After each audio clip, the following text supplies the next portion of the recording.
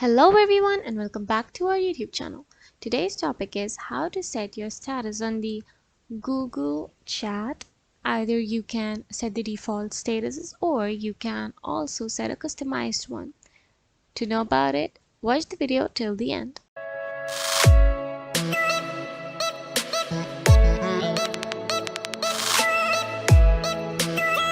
Just open your Gmail account through the browser or through your pre-installed app in the device.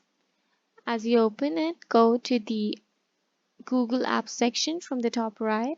Click on it and you'll see all the options. From the section, you have to click on the Google chat bar. As you click on the icon, your Google workspace will open. And from the section, you have to click on this section that is at the top right.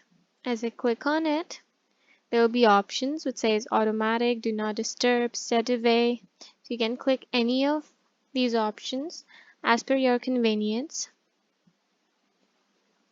or you can click on add the status to customize your status, and here you can write a status of your own choice. Either you can select the default statuses or you can create one.